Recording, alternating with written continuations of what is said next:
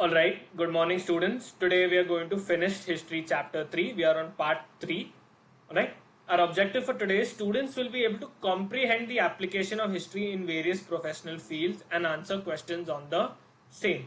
What are the different applications? यानी history को कैसे अप्लाई किया जाता है अलग अलग प्रोफेशनल फील्ड्स में. प्रोफेशनल फील्ड यानी काम के जगहों पे या करियर ऑप्शंस में, and answer questions on the same.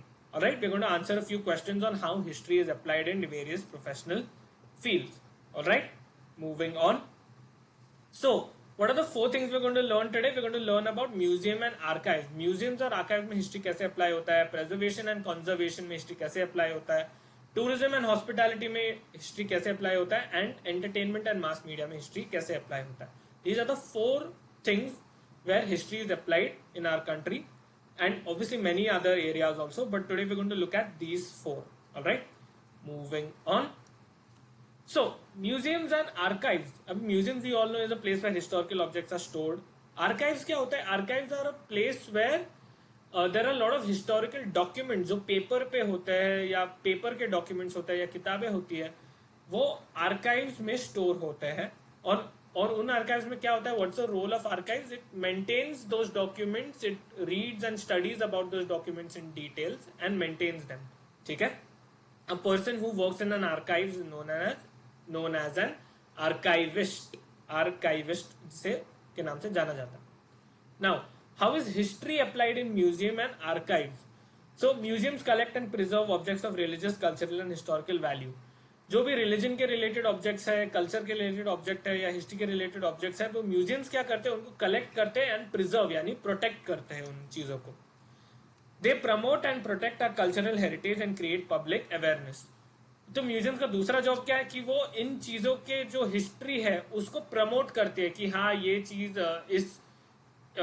इस चीज की वजह से ऐसा हिस्ट्री था, इसकी वजह से ये डेवलपमेंट हुआ हमारे आज के जमाने में. तो इन चीजों को प्रमोट करते हैं and protect our cultural heritage. उनको प्रोटेक्ट करते हैं. क्यों? याद रखो, हमने पिछले ऑब्जेक्टिव में we had studied about how इन चीजों को ध्यान से रखने में, प्रोटेक्ट करने से नॉलेज आगे बढ़ता जाता है. तो ये जो कल्चरल हेरिटेज है हमारी जो अमानत है हमारे कल्चर की, वो आगे बढ़ती रहती है. आगे कब तक बढ़ेगी? जब तक वो प्रोटेक्टेड रहेगी. अगर वो है प्रोटेक्टेड ही नहीं है, डैमेज है, तो दूसरे लोगों को उसके बारे में कभी पता ही नहीं चलेगा. Alright. And to create public awareness. Museums क्या करते हैं? पब्लिक को ये चीजें दिखाती है. अभी जनरली जो म्यूजियम्स जो ऐसे हिस्टोरिकल चीजों को ढूंढते हैं, डिस्कवर करते हैं, they are of a very higher class और a higher economic status. Alright. तो जो चीजें वो लोग पढ़ते हैं, समझते हैं, इन चीजों के लिए बहुत सारा पैसा लगता है. लेकिन म्यूजियम्स क्या करते हैं? पैसे हो या ना हो, तुम इन चीजों के बारे में पढ़ सकते हो, जान सकते हो, उससे अपना अवेयरनेस बढ़ा सकते हो. So museums help us in also creating public awareness. ठीक है. Now the knowledge of history is useful in the design, organisation and management of museum. Museums को डिजाइन करना, अगर हमें चीजों को ध्यान से रखना है तो म्यूजियम का डिजाइन कैसे होना चाहिए, चीजों को कैसे रखी जानी चाहिए, organisation and the management of museum. Museums को मैनेज करने के लिए क्या क्या लगता है? उसको वाटर प्रूफ बनाना पड़ेगा, हमें उसको एक सेफ जगह पे बनाना पड़ेगा, हाइट पे बना सकते हैं हम लोग. Alright. So knowledge of history क्या करता है? इन चीजों में हमें मदद करता है. Museums and libraries are manage by curators and archivist. Museums में कौन काम करता है? Curator. Curator is a person who works in a museum. And libraries में कौन काम करता है? आर्काइविस्ट. हमने अभी डिस्कस किया था. आर्काइव्स या लाइब्रेरीज में कौन काम करता है? Archivist. They are manage by them. और वो क्या करते हैं? They maintain historical documents, conserve artifacts, discover and study the origin and age of objects etcetera. वो लोग क्या करते हैं? They protect those historical objects, उसको डिस्कवर करते हैं, उसको ढूंढते हैं. वो लोग ऐसे बैठे नहीं रहते उस म्यूजियम में या उस लाइब्रेरी में. कभी कभी वो बाहर फील्ड में भी जाते हैं, उन हिस्टोरिकल चीजों को ढूंढते हैं. They study the origin and age of objects. जो भी वो लोग ढूंढते हैं उनके एज के बारे में पढ़ते हैं, उनके डिटेल्स के बारे में पढ़ते हैं वो लोग. Alright. And that is how history is applied in museums and archives. Okay, moving on. The second place where history is applied in preservation and conservation. चीजों को प्रोटेक्ट करना, उनको प्रिजर्व करना, उसमें हिस्ट्री कैसे अप्लाई होता है is what we're going to look at. Now, knowledge of history is used by experts such as archaeologists, museum curators, epigraphists, etc. जो experts होते हैं हिस्ट्री के, वो उनके पास नॉलेज होता है हिस्ट्री का. ऑलराइट. तो जो नॉलेज होता है वो उसको यूज करते हैं. For example archaeologist knowledge of history कहाँ पे यूज करते हैं? इन डिस्कवरिंग न्यू हिस्टोरिकल ऑब्जेक्ट्स.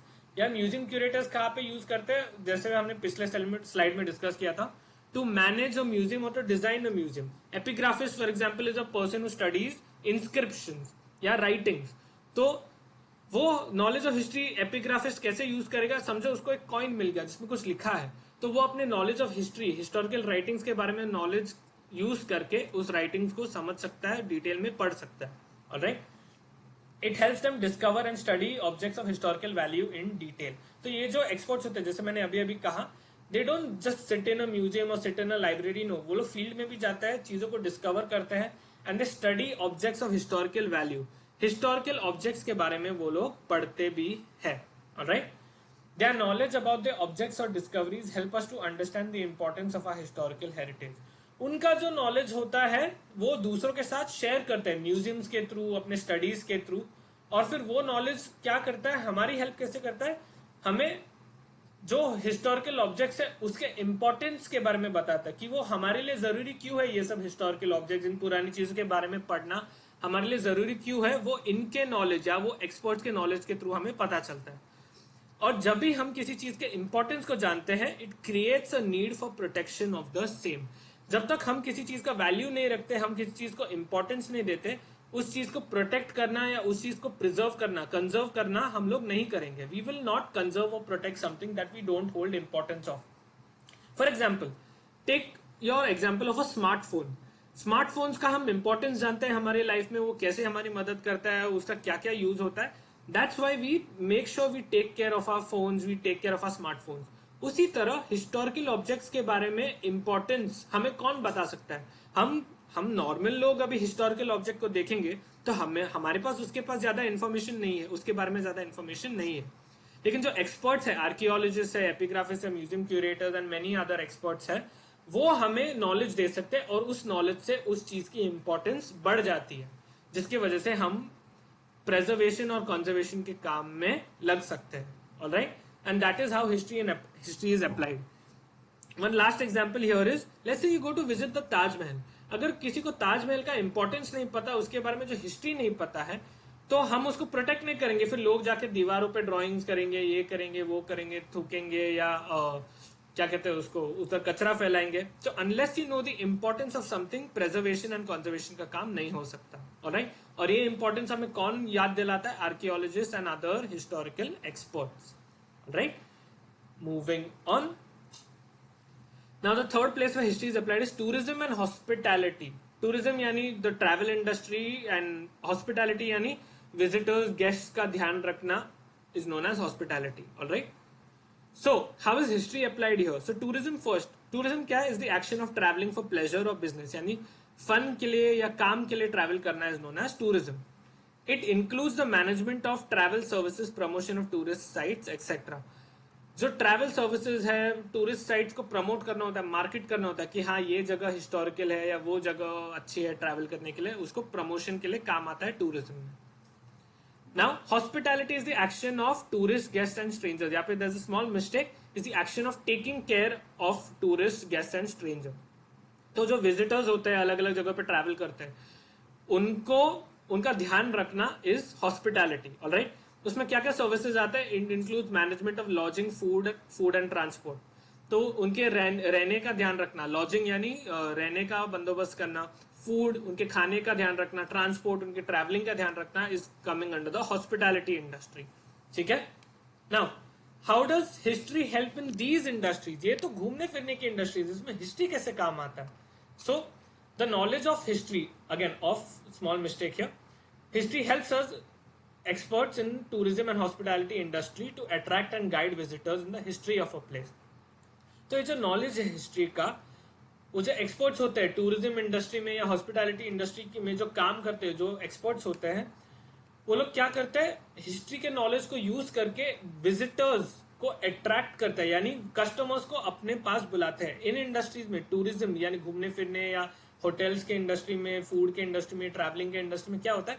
उनको कस्टमर्स चाहिए, उनको लोग चाहिए कि वो उनके पास आए. तो वो लोगों को कैसे लाते हैं अपने पास? वो हिस्ट्री का नॉलेज यूज करते हैं कि for example if there is a hotel near the Taj Mahal, तो वो लोग क्या करेंगे, अपने ताजमहल के नॉलेज या हिस्ट्री को यूज करके कस्टमर्स को अपने पास बुलाएंगे कि हाँ हम ताजमहल को ताजमहल के आसपास ये सर्विस प्रोवाइड करते हैं, ताजमहल के बारे में हमें बहुत कुछ पता है, ताजमहल के हिस्ट्री के बारे में बताने के लिए हमारे पास कुछ गाइड्स है, कुछ टूर्स है, ट्रैवल पैकेजेस है, जिससे हमें उस जगह के हिस्ट्री के बारे में पता चलता है। ऑलराइट, तो ये जो टूरिज्म एंड हॉस्पिटैलिटी इंडस्ट्री में जो the people who work in this industry, they use the historical knowledge to attract customers और to attract visitors in the history of the place. उनको गाइड भी करते हैं कि इस जगह के हिस्ट्री समझाने के लिए हम आपकी मदद कर सकते हैं। Alright, so that's how history is used in tourism and hospitality. And what are some different occupations, तो जैसे टूर गाइड्स होते हैं, टूर गाइड्स टूरिज्म के अलग अलग एक्टिविटीज प्लान करते हैं। ट्रैवल एजेंट्स यानी जो ट्रैवल सर्विसेज प्रोवाइड करते हैं, यहाँ पे इस हिस्टोरिकल जगह पे जाने के लिए बस है या प्लेन है या अलग अलग चीजें हैं। होटल मैनेजर्स भी अपने होटल का बिजनेस बढ़ाने के लिए हिस्ट्री का थोड़ा बहुत यूज करते हैं कि हाँ हमारा होटल इस हिस्टोरिकल जमीन के पास बनाया गया है। इवेंट प्लानर्स जो एक्टिविटीज प्लान करते हैं दिन भर, जैसे टूर गाइड्स होते हैं, क्या क्या एक्टिविटीज बना सकते हैं, हिस्टोरिकल एक्टिविटीज, हिस्टोरिकल इंफॉर्मेशन पाने के लिए क्या क्या एक्टिविटीज हो सकते हैं, जैसे क्लाइंबिंग हो सकता है या फिर एक्सप्लोरेशन हो सकता है। These are a few occupations where history is applied. तो टूरिज्म एंड हॉस्पिटैलिटी इंडस्ट्री में यहाँ पे हिस्ट्री इस तरह से अप्लाई किया जा सकता है। Alright, and finally we are on a fourth and final industry, that is the entertainment and mass media industry. Okay, तो हिस्ट्री का यूज यहाँ पे कैसे होता है? So knowledge of history is used widely in the creation of shows, documentaries, articles, etc. History का जो knowledge होता है वो अलग अलग शोज में यूज होता है, वीडियोज में यूज होता है, डॉक्यूमेंट्री में यूज होता है, आर्टिकल्स में यूज होता है। For example you might have seen the movie Gandhi, उसमें इंडिया के हिस्ट्री के बारे में नॉलेज है। राइट, गांधी के नजरिए से इंडिया के हिस्ट्री के बारे में नॉलेज है। राइट, सो वो नॉलेज लेकिन कहाँ से आया है? वो मूवी डायरेक्टर्स, प्रोड्यूसर्स को शायद पता था मे बी, पर एग्जैक्ट डिटेल में पता रखने के लिए, एग्जैक्ट डिटेल में उस शो को बनाना बहुत मुश्किल है। So the knowledge of history helps us in the creation of such shows, such documentaries, such articles, etc. Alright? It is used in the design for costume, jewelry, movie sets, etc. जो हम shows देखते हैं, videos देखते हैं history के बारे में, generally वो एक्टर्स या एक्ट्रेसेस होते हैं जो उसमें काम करते हैं। अभी वो लोग हिस्ट्री में पहले के जमाने में कैसे कपड़े पहनते थे, क्या ज्वेलरी पहनते थे, तभी के जमाने का एनवायरनमेंट कैसा था, उसको मूवी सेट पे बनाने की जरूरत पड़ती है। ऑलराइट, तो ये जो नॉलेज होती है it is used in the design of those costumes. For example, Jawaharlal Nehru कैसे कपड़े पहनते थे वो एक हिस्टोरिकल एक्सपर्ट ही बता सकता है, या एक हिस्टोरियन ही बता सकता है कि हाँ वो ऐसे कपड़े पहनते थे, ऐसे लिखते थे, उनका साइन ऐसा था। ऑलराइट, तो ये सब शोज क्रिएट करने के लिए ये हिस्टोरिकल नॉलेज यूज होता है। Now historians, experts in the field of history work with directors and producer.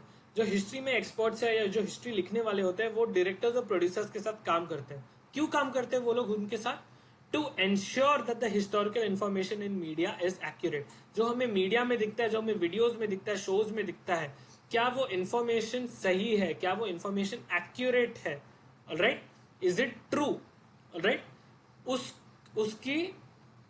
उसको देखने के लिए या उसमें डायरेक्टर्स और प्रोड्यूसर्स की मदद करने के लिए historical experts and historians work. And historical shows, videos, writings etcetera help in the promotion of our historical heritage. ये जो शोज होते हैं, वीडियोज होते हैं, राइटिंग्स होते हैं, वो क्या करते हैं? हमारे हिस्ट्री को बढ़ावा देते हैं, हमारे हिस्ट्री को प्रमोट करता है। Alright, it also makes historical knowledge accessible to the common man. अभी कॉमन लोग जैसे हम या आप हिस्ट्री को थोड़े थोड़े डिटेल में पढ़ते हैं, लेकिन एकदम डिटेल में नहीं पढ़ सकते। ठीक है, क्योंकि इस हिस्ट्री को आगे पढ़ने के लिए बहुत सारा पैसा भी लगता है, बहुत सारा टाइम भी लगता है। Lot of resources go into the knowledge to get knowledge about history. For example, किसी एक जगह पे खुदाई करने के लिए भी तुम्हें बहुत सारे परमिशन लगेंगे, पैसे लगेंगे गवर्नमेंट के थ्रू, to find out the history और to study the history about a place और एन ऑब्जेक्ट। तो ये शोज क्या करते हैं? जो लोग ये सब चीजें नहीं कर सकते, डिटेल में नहीं पढ़ सकते, डिटेल में ऐसा पैसे खर्चा नहीं कर सकते, तो ये शोज या वीडियोज होते हैं उनको हिस्टोरिकल नॉलेज देते हैं। For example, we see a show called Ramayan. तो रामायण की जो स्टोरी है वो हमें किसके थ्रू मिलती है? शो के थ्रू मिलती है। ऑलराइट, हमें रामायण के अलग अलग से पढ़ने के लिए अलग से संस्कृत या कोई दूसरा लैंग्वेज पढ़ने की जरूरत नहीं है, हमें कोई दूसरा बुक ढूंढने की जरूरत नहीं है, डिस्कवर करने की जरूरत नहीं है। ऑलराइट, वो नॉलेज हमारे लिए एक्सेसिबल हो जाता है, हमें मिल जाता है वो knowledge through these shows and through these videos, articles, etcetera. Alright, so that is how history is applied in mass media. Moving on, so we are at the end of our explanation. Now these are the 3 questions I want you to answer. First question is, what is the role of history in mass media? We just discussed media में history का use कैसे होता है, history का क्या काम है। Alright, that's the first question. Second is, what is the role of archives? हमने पहले स्लाइड में देखा था म्यूजियम्स एंड आर्काइव्स, वो लोग क्या करते हैं, उसका क्या काम होता है म्यूजियम्स एंड आर्काइव्स का। Give one example of an archive. तुम्हें एक एग्जांपल देना होगा इंडिया में एक ऐसा आर्काइव कहाँ पे है। And alright, and finally right a short note on the earliest, यहाँ पे भी एक स्पेलिंग मिस्टेक है, earliest museum in India. India में सबसे अर्ली म्यूजियम कौन सा था उसके बारे में तुम्हें थोड़ा इन्फॉर्मेशन लिखना है, शॉर्ट नोट लिखना है। Alright students, just a suggestion, सिर्फ अपने नोट्स के थ्रू आंसर्स नहीं मिल पाएगा तुम्हें टेक्स्ट बुक में देखना ही पड़ेगा। ऑलराइट, तो जितने भी यहाँ पे क्वेश्चंस है, you have to answer them by looking at your notes and looking at the text books में भी जो नोट्स है, अलग अलग चीजें हैं, जो अलग अलग कलरफुल बॉक्सेस होते हैं, तुम्हें उनमें भी आंसर्स ढूंढने हैं। Just remember that when you are answering these questions. Right, this brings us to the end of our lecture. Thank you so much students for attending. If you have any questions, text me or send me a voice note on WhatsApp. Have a nice day.